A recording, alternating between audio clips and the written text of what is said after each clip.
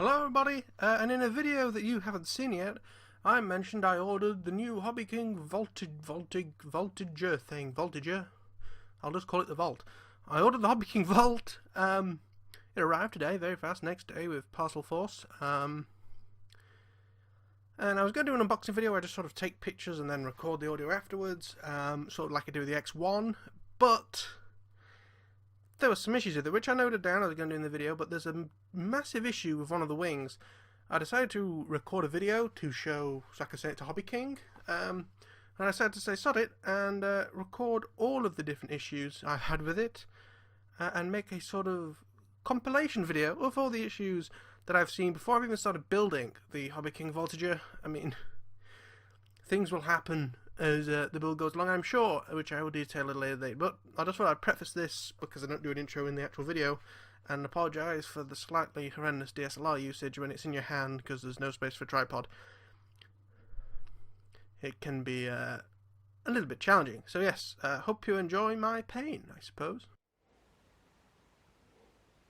Okay, so a quick little video I'll probably end up sending to HobbyKing, as well as sticking it generally on the internet for people to see. So I've unboxed the wings of the HobbyKing Voltigeur, V-O-L-T-I-G-U-E-U-R. And first of all, there's a little bit of damage on there. Struggle to focus. So it's been bent, as you can see. But honestly, that doesn't matter. What does matter is have a look at the wing. So it's got these. I apologise for the lens noise, by the way. But I mean, look at that! It looks like it's been heat or chemical has hit that. The bag is actually fine. The bag it came in, it has sort of, not sure if you can see it there and there, which I suppose if the bag was slightly moved a little bit, it would possibly coincide. But I don't think so. I think what more likely happened is it's been damaged before being put in the plastic bag. But, you know, if I look at the other wing, well, first of all, the top of the wing, of the left-hand wing, looks mucky. Well, yeah, this one is fine underneath. You know, all I've seen is that, and it's the fact that it's a bit mucky, which I'm not bothered about. I'll make it mucky myself. But yeah, I'm not happy with that. Because that's not just a crush, that is, you know, I'm more upset with this discoloration than the actual mark itself. Let's see if we can. I might not have the lens for doing this properly. Oh, there we are. As you can see, it's not nice. I don't know if I want to send it back or not, to be honest.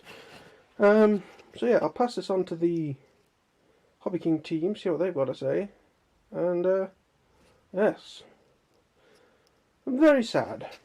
I will do a video on my full thoughts at the end of the build. Something else you might be interested in, I posted a picture of the damage on the Rag and Nuts Off Facebook group.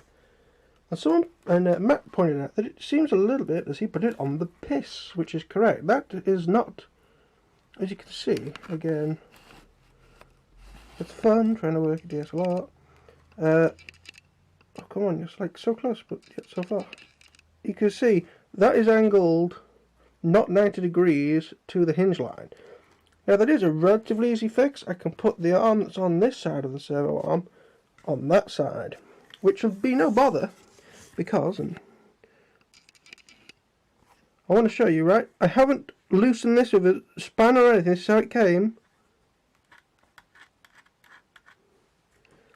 Finger tight, if that. So obviously, please use either Loctite or the little nylock nuts, because that's pretty horrendous. A minor thing, but there is a bit of extra paint there, which really can't use a bit more masking tape. Another thing, in the canopy, this sort of line running around it, and that's not tape. I've had a good pick at it. And there is the stig. And his visor is a little bit too big for his helmet, or his head, or whatever you want to call it. Which is a bit... Also, you can see the scratches in it. And other issues. Well, first of all, that's brilliant. That should be in more planes. A bright pink velcro strap. Also, the canopy, or not the canopy, the cowl. I mean, I almost dropped my plane on the floor because it's held on with magnets, which you can see down there. They're not exactly brilliant. I'm a little bit dubious about them, and the motor is a little bit cheap looking. Apologies for the camera strap. It sort of looks like a blown up AXN motor with sort of the coils hanging out the back of it. Anything else on the fuselage? Here are the servos. They're actually decent servos. There we go. So they're Emax ES08MA2, and I've checked they're the same all the way around. I think I'm just going to make this into a video on the issues with the Voltigeur. There's your instructions. Enjoy. That's literally it. There are the recommended control throws, which I always say your 3D control throws should just be max as you can get. So yeah. Okay, so two small things which aren't here. First of all, you have to put stickers on yourself, which some people like. I find it just a real pain in the arse. The wing tube, but remember to get it outside the box. That's very hard to see. The spinner, which on the HobbyKing page is some nice looking aluminium one. That's just some white horrible plastic. It's not even like a gloss white. It's some dull, not very pleasant. It does look a little bit better out of the plastic bag, but I expected aluminium, or at least a silver plastic one. But no, it's white apparently. The undercarriage, it's a bit scratched. I'm being a bit nitpicky with that, but it does look like it's been bent 2 or 3 times, like especially there. Well, that might just be a scratch. I don't know, but like it's all a little bit. I did a better job in a secondary school in the tech department, and the wheels are fairly small. So if you take off a grass strip like I do, you might have some issues. And they sort of rub against 2 plastic things to hold the things that stick through your wings if you're not careful. The wheel pants on, which is always interesting. Like that bit of metal that connects to the fuselage can't be flat because it rocks in my hands on a pretty flat desk. So yeah. Anything else? Oh yes, something that fell on the floor. Just a second. Okay, last things for now. Hopefully. So these are the side force generators, and they're made out of the worst foam. If you have a Park Zone Radium, the tail is made of the same stuff. It's sort of. Let's see if we can mess with the DSLR. Okay, you can sort of see it there. It's made of this foam that's sort of the foam in the middle with a piece of paper in the middle. You know, it's sort of like an ice cream sandwich in a way. You know, there's paper, foam, paper, foam, paper. And that's going to break the first time. The very first time that hits the floor. It will end in it broken. And I presume they just get glued onto the side, because you're not going to screw it on like most other planes do. So I'm probably going to leave them off and see how it works, and then put them on at a later date, because I genuinely don't think they'll last very long. They'll just get broken in half.